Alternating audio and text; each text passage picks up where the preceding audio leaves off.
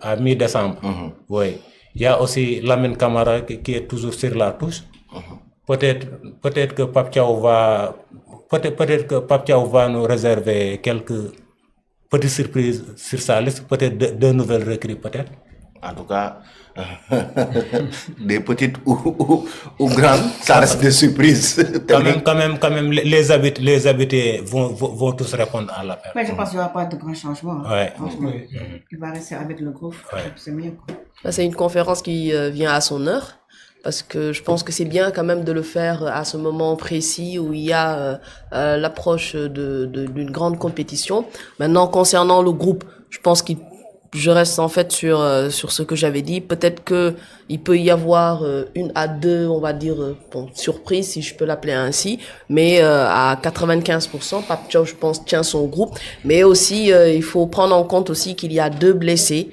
Habib Diarra et Lamine Camara. On parle de Achraf Hakimi, mais pour le moment, eux aussi, ils ne sont pas encore de retour. Il reste, 1 mois et quelques jours avant, bien sûr, la CAN. Et pour faire la rééducation, reprendre les entraînements et être compétitif. Donc, je pense que aussi, ça risque d'être juste. Mais, je prie, et bien sûr, certainement, tout le monde prie aussi pour qu'il soit, en fait, apte à pouvoir, bien sûr, aller au Maroc avec le Sénégal. Il y a aussi Crépin qui s'est blessé. Crépin aussi s'est blessé, hein. Crépin Diatta s'est blessé. C'est-à-dire que, mais on peut poser un débat. C'est-à-dire, il y a eu des blessures. Il y a eu certains jours quand même, c'est sûr que ça peut être juste pour eux de revenir.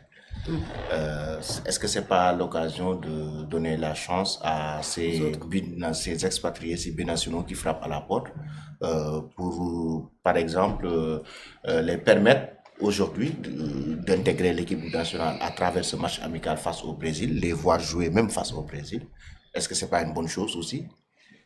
Bon, moi personnellement... Ceux qui sont performants parmi ces binationaux, je précise bien, ceux qui sont performants actuellement, il y en a 2 qui tirent leur épingle du jeu.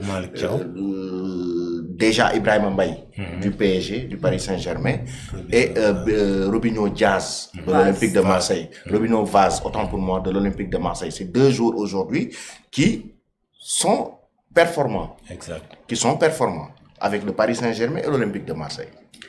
Bon, on ne joue pas avec des blessures.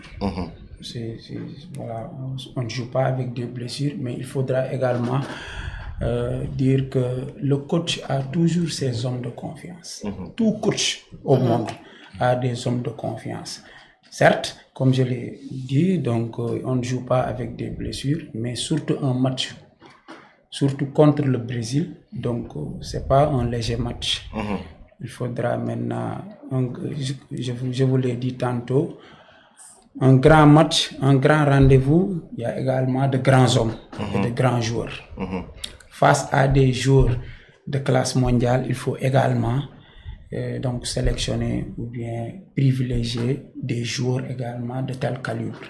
Parce que le football, c'est une question de niveau. Certes, je ne dirais pas que ces expatriés n'ont pas le niveau, mais souvent, les coachs avancent l'idée selon laquelle ce joueur-là, certes, il est bon, je préfère ce joueur parce que ce joueur a l'expérience d'une compétition internationale.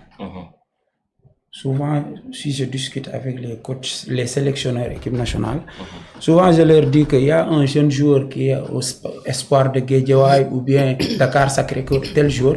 Il me dit, ok, Alioune, je sais, c'est un bon joueur, mais je préfère ce joueur-là.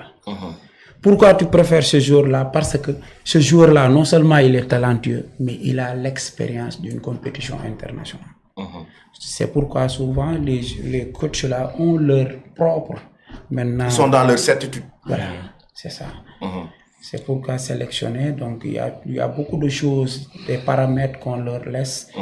Mais il peut y avoir quand même des joueurs qui, par exemple, Robinho Vaz, on le voit, il est très compétitif, il est très performant avec Marseille. Marseille quand même qui est un grand club et là-bas c'est quand même un peu difficile de s'imposer, mais on voit qu'il est en train de monter en puissance. Est-ce que, voilà, certes il a ses hommes, mais est-ce qu'un coach aussi peut vraiment faire appel à ce type de joueur? Oui, bon, je vous ai dit tantôt que jouer avec des blessures, c'est très compliqué. Donc le football ne dit pas ça, mais le coach a toujours l'ambition de gérer son effectif, de gérer son groupe parce qu'ils ont l'habitude de jouer. Il y a également un système donc qu'il a pratiquement joué pendant presque des mois. Si toutefois un autre joueur intègre maintenant ce système, peut-être il y aura encore beaucoup de choses maintenant à revoir ou bien à s'incliner, ainsi de suite, ainsi de suite. C'est pourquoi je vous dis que souvent, le coach, si toutefois qu'il appelle un autre joueur, ça sera une chose bien préparée. Je ne sais pas si je me fais comprendre. Effectivement. On a très bien compris. Oui, donc c'est important. En commentaire, il y a certains qui discutent par rapport à l'absence de Crépin Diatta. Est-ce que c'est Antoine Mendy qui va le remplacer ou Ilaï Kamara comme arrière droit?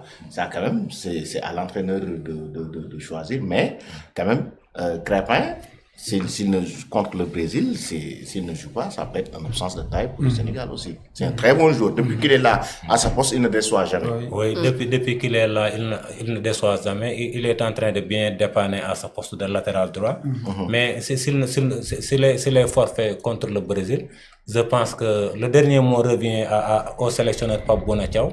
Mais je pense qu'il pourrait être amené à titulariser Ilaï Kamara, qui est un latéral droit de métier. Antoine Mendy, certes, c'est un très bon latéral, mais offensivement, ça reste. Il exerce bien sa tâche défensive, mais offensivement, ça reste. Là, c'est une occasion de tester Ilaï Kamara, qui joue régulièrement avec Anderlecht.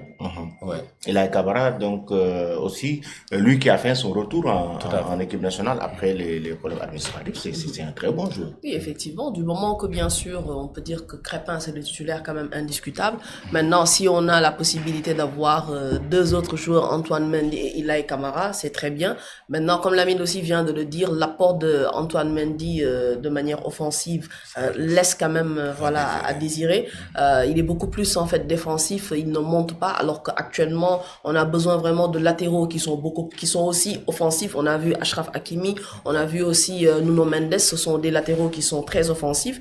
Donc pour moi, ce sera au sélectionneur de choisir. Je pense que quand même Ilaï a quand même une longueur d'avance par rapport à Antoine. Ilaï Kamara.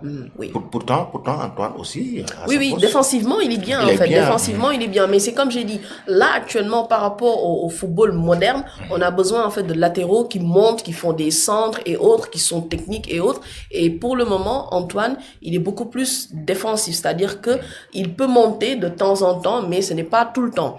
Alors que là actuellement, vu l'ossature du football moderne, on a besoin de latéraux qui montent, qui font des centres et autres. Et pour le moment, je pense qu'il aille peut bien sûr beaucoup plus servir pour pouvoir monter et bien sûr par la suite aussi défendre. Mais ça va être quand même très serré, parce que ça dépend aussi de ce que l'entraîneur cherche.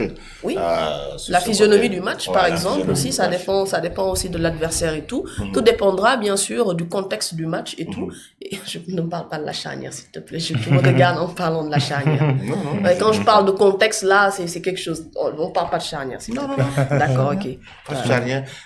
Malick Thiaw, tu l'as évoqué tout à l'heure. Oui, bon, Malick Thiaw, beaucoup de supporters sénégalais l'ont réclamé.